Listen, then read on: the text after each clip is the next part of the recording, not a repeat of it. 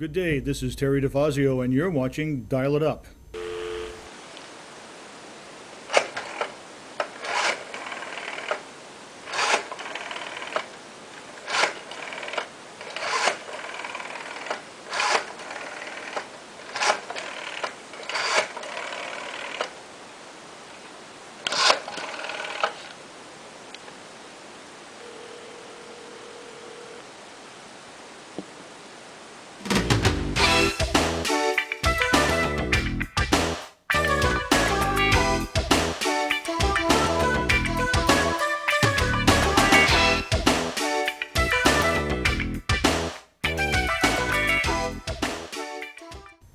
My guest today is Kathi Tarrant from Waterbury, Vermont. Is that correct?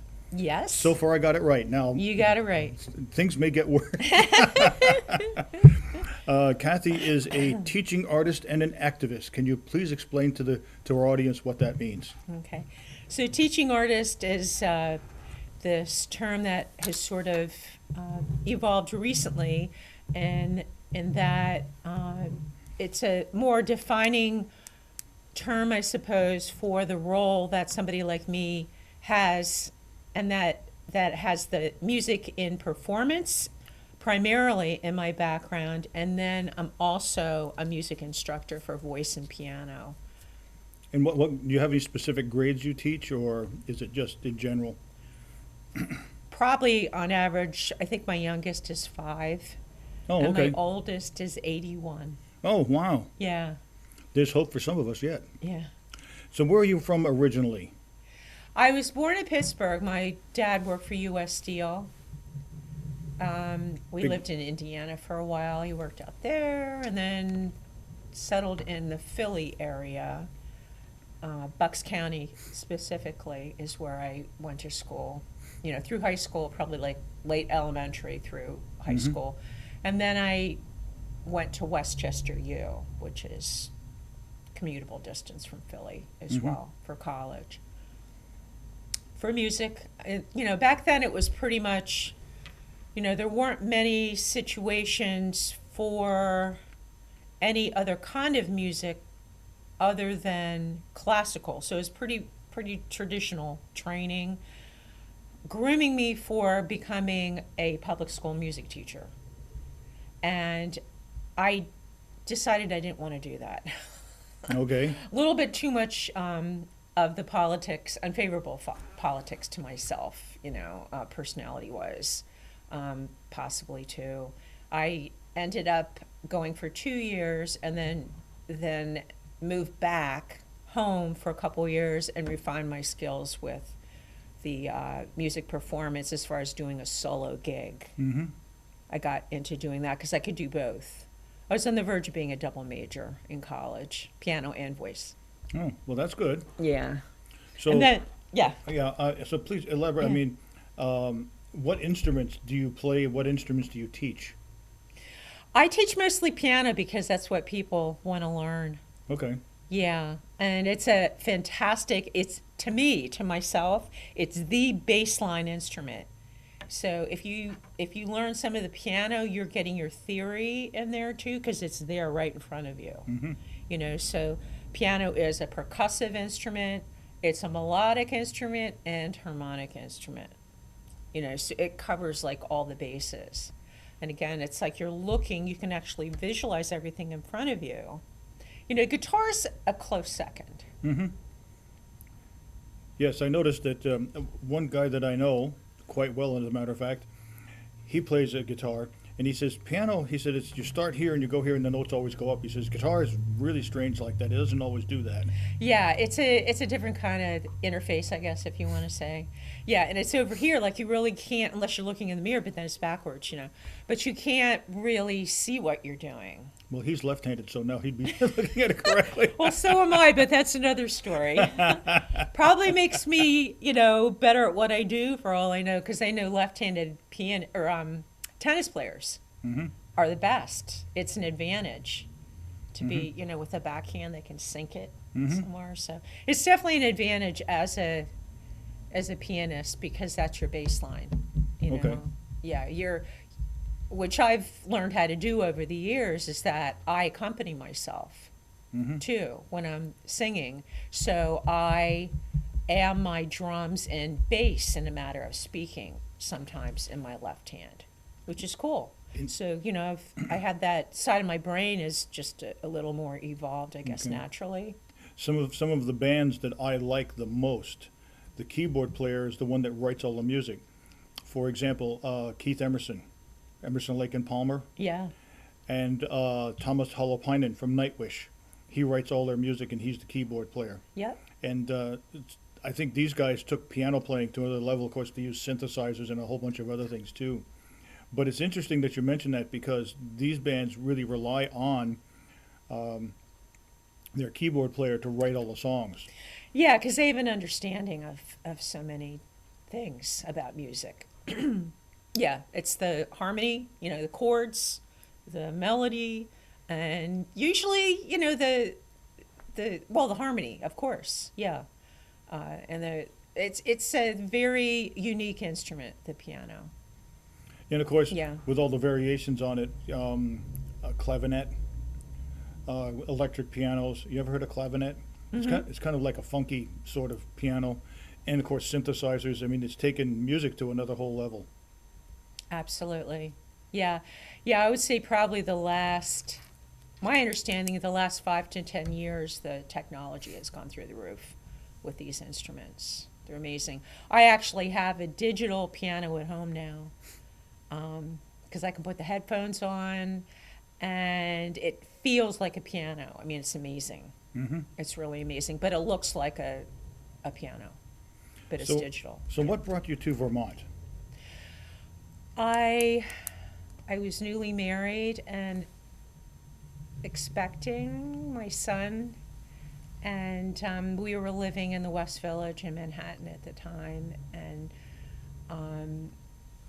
I've always it's like something in the back of my mind, like a mind map or something, that I just felt this gravitation up north. And there was no explaining it at that time, but it ended up happening. So you're in the Yeah. Waterbury area now? I am now, yeah. I started in the Waitsfield area and then bopped down to Rochester over to the Upper Valley for a bit, and now I'm back to Washington County. And Waterbury is a good location because you can just bop up to Burlington, Montpelier, Stowe.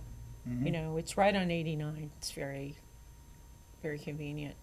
I used to referee ice hockey there for a while too. Did you? Yeah. Yeah. That was a long time ago. Yeah. Met some great people and had some good times there. So, what college did you attend? And you said you were double major. Yeah, so I ended up finishing a couple of years at Westchester U outside of Philly. And then I just decided I didn't want to do just classical music. I had a really good instructor my first year. She went on sabbatical the second year. I really appreciate the training that I had, the grounding in classical music, but I wanted to go and explore other genres, if you want to say. Okay, such as? Yeah. Yeah, so I ended up, well, I've always liked a good pop song even. You know, there's like really well-constructed pop back then. Not as much today, unfortunately. It's only, you know, they're trying to, I think it's been dumbed down a bit, quite honestly. More than a bit. Yeah. Yeah.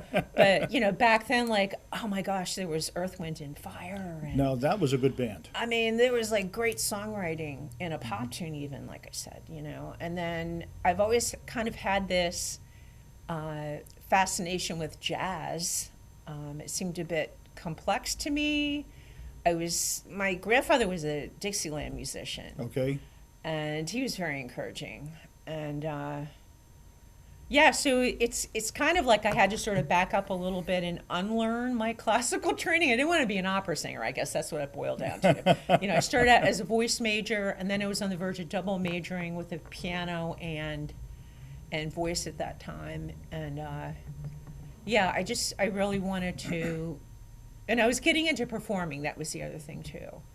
And you know, I started singing in a band, and then the solo stuff seemed to really beckon because it was just easy. I could do my thing. I could do both. Hmm. You know. Do you know, right now, heavy metal has moved to operatic type of female singers. Yeah, you showed me that. That Uh, video was incredible. yeah, there's a couple of them out. Some of them have risen to the top, Yeah, but well, it's good to see that because they're singing properly. yeah, You know, they have the training to do that because I hear the screaming with this other kind of rock. There's yeah, another genre like that. Somebody yeah. actually called me about that recently. Can I instruct the girl singer in the band? And I said, that's not what I do, But good luck, you know. Yeah, there's a couple of groups. One was called the Agonist, and I think Arch Enemy's the other one, and their women just screech, and Yeah, they're going to lose their voice yeah. eventually, you know. Some of the male singers that growl too much, I always put down the person should either learn how to sing or become a plumber. you know? Yeah, yeah. But it's true. Heavy metal decided to embrace symphony and opera, and some of the music has been incredibly good. Wow. Some of it has. I mean, I can name. It's quite the show. Yeah, Yeah. Nightwish, Epica, Zandria, Within Temptation, Delane. They're all incredible bands, and they're still all making music. And I think Nightwish was led by their keyboard player. I think Delane was led by their keyboard player, and I think Within Temptation is also. They're all led by their keyboard player. So, what degrees did you get?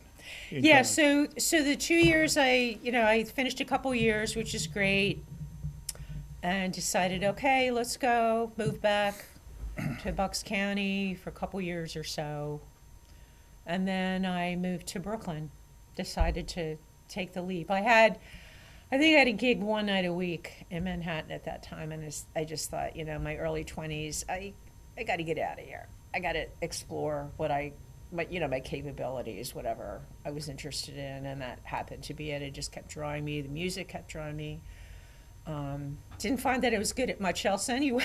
I don't know.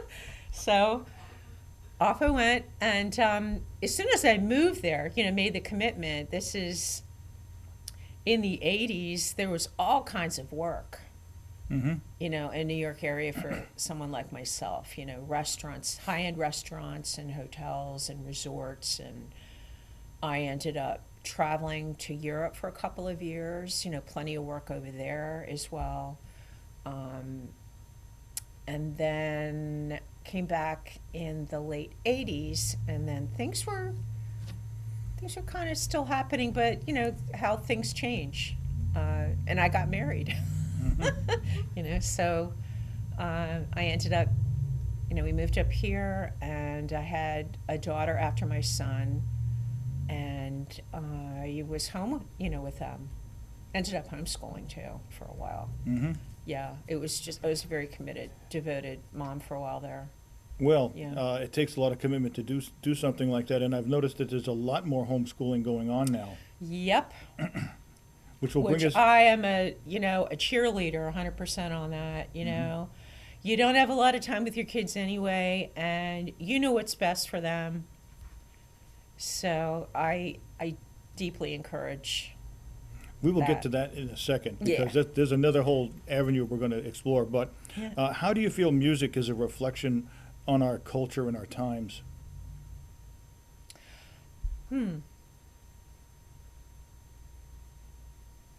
Yeah.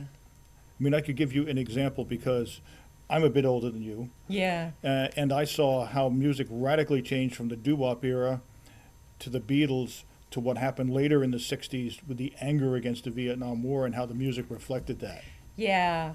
I cherry picked out some of the things from the 60s. I have a lot of my music on an iPad Pro, and I have a 60s section. Just click on that, and I have this list that I really am attracted to from that. Like Stairway to Heaven is just like people love, like any age group, they love. There's very potent music from just about every era. Yeah, there's definitely some stuff that's been coming out in the last 10, 20 years. Am I bowled over by it? Not exactly, because to me it's the music part of it is a little bit too simplistic. Very And much I so. think people are smarter than that. I think the industry, it's all in cahoots with the media and that. I think it's just been Now, things have been dumbed down a bit, unfortunately.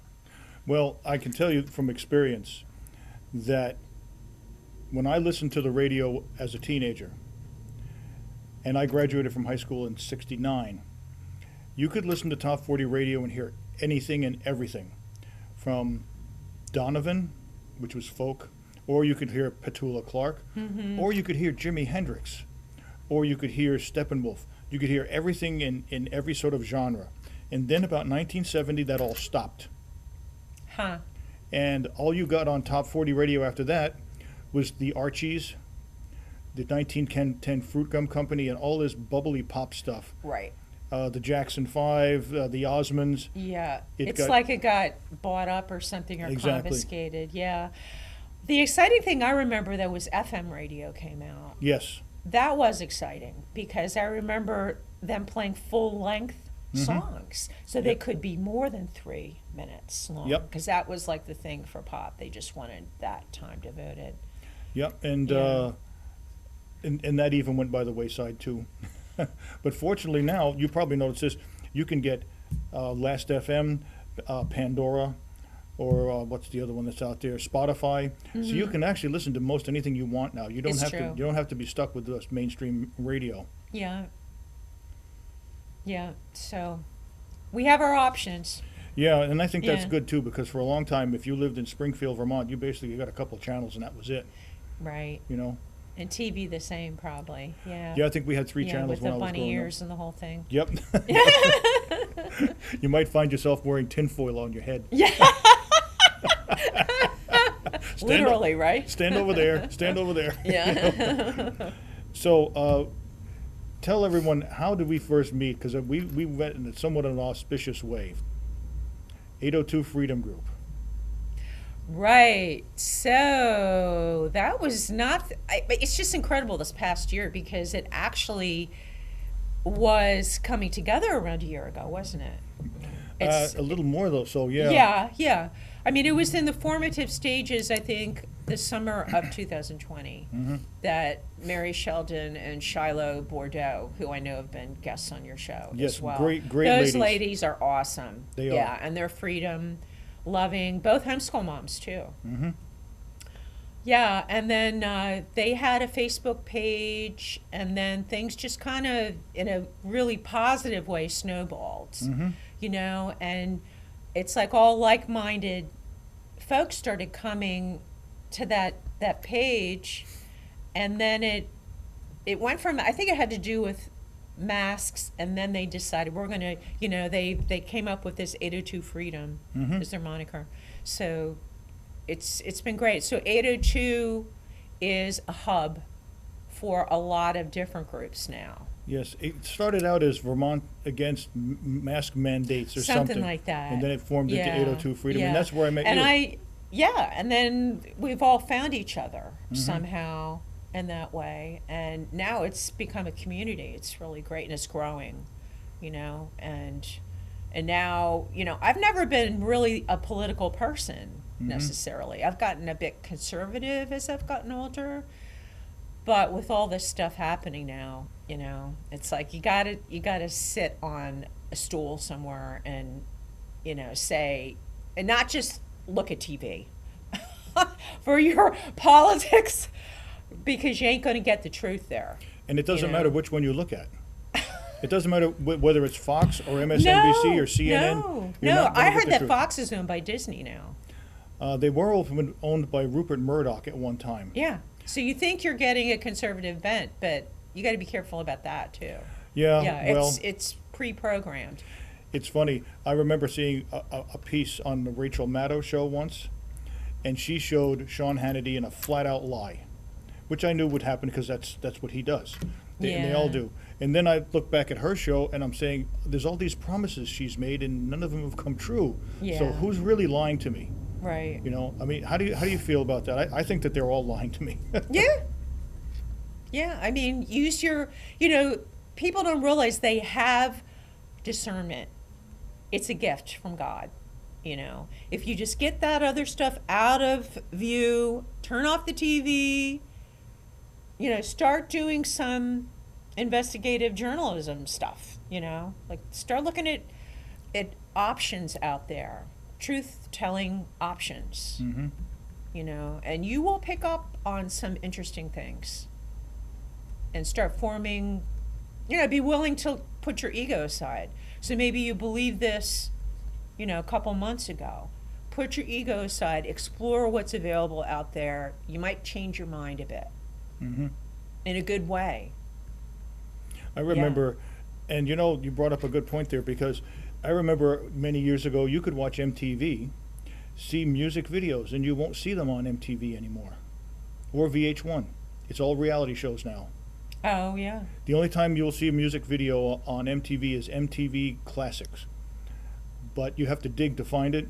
But it's true. They've sold out completely also, and even the videos you see on MTV Classics are all pop. It's not anything new or innovative. There was a time on MTV you could see most anything from any artist. They even Yeah. had on midnight on Saturday night. They even had Headbangers Ball. It was nothing but heavy metal. It's all gone now. Yeah. All of that's gone. Makes now. you wonder, huh? Yeah, but you know, if you really want to see your favorite bands and you want to see their videos, go to YouTube. Yeah. Or just Google them in general. I mean, they could show up there's all kinds of alternative formats now, too. Oh yeah. Yeah. There's probably more than you can even count. Yeah, yeah. Yeah, for music, for politics, I mean, you name it. You know, it's really, there's a lot of options out there. So again, I just encourage people to explore those options, because what you're seeing on mainstream news and radio is not accurate. No, and somebody even told me, and I fully agree with this. I'll ask you the same question. Do you feel that the the 24-hour news channels, and there's a few of them out there, really don't report the news? What they're into is the entertainment business. Yes. Yeah. Yeah, so that definition, I think there used to be laws in place that you had to really tell the truth. Mm-hmm. If you were a news program of some kind, newscaster. And I forget the name of the act, but I think it happened with during Obama. But it's been chiseled away at. It's something Smith-Mundt Act, maybe? I'll I have don't to know. look it up. But it has to do with, it's just entertainment now. Mm-hmm. So, you know, if you're interested in getting the news and it's not real news, then you should be questioning that. You know? Once in a while, I will watch Newsmax.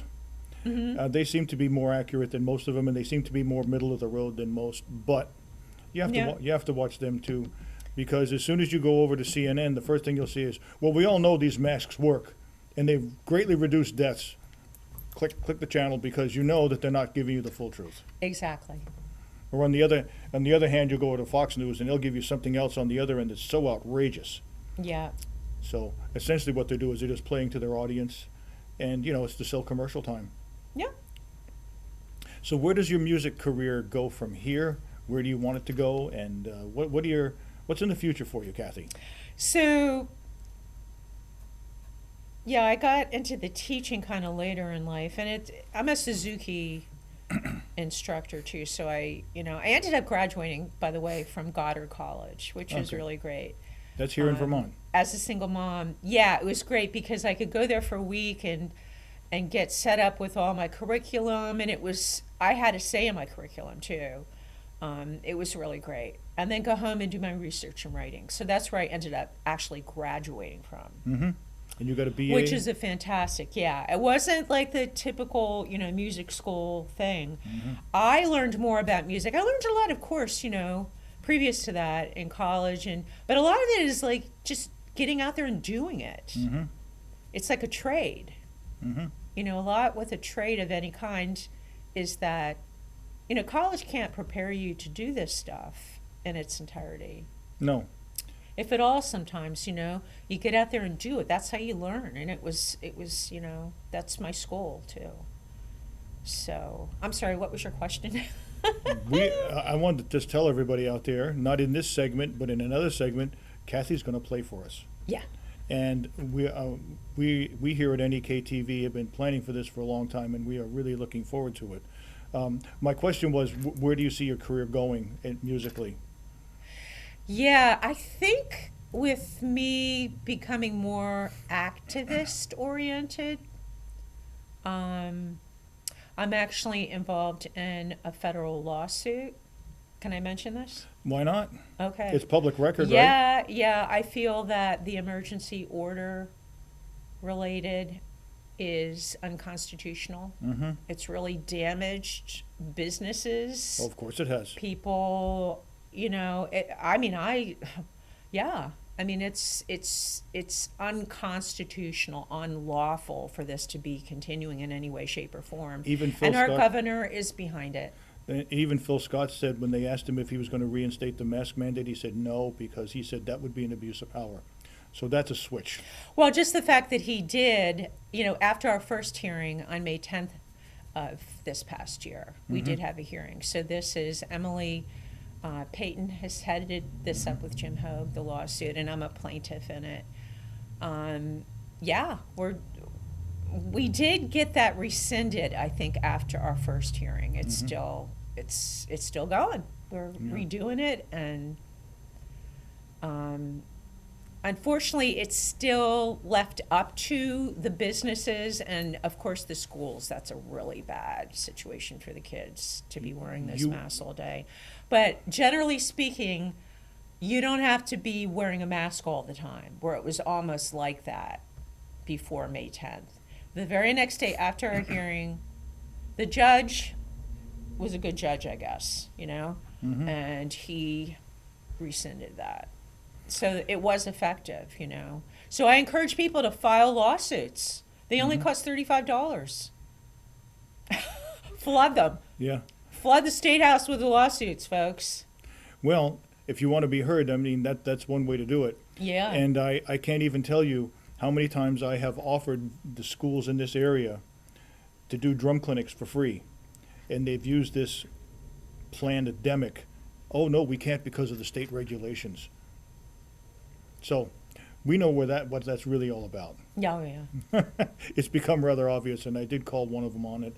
But at any rate, I am taking this opportunity to thank you for being on this show. I am hoping that we'll do it again, because obviously this is going to 802 Freedom thing. Will be going on a while because of politics. Well, maybe next time I can bring my friends on. I don't see why you can't. Yeah, Olga Marr I know her. and Susie. Her name just flew out my head. Seymour. Oh, I know her too. Because she goes by a different name as a comedian. Oh. Yeah, so these two ladies were really invested in getting the Libertarian Party really happening in Vermont now, because it's been sort of a dead duck in the water for a number of years. So I am kind of leaning that direction. So we might come on and speak with you. I think that would be great. I think that we're going to do that probably right after the holidays. I think that would be a great idea. And I thank you so much for being on the show. And like I said, I'm going to invite you again. Thank you.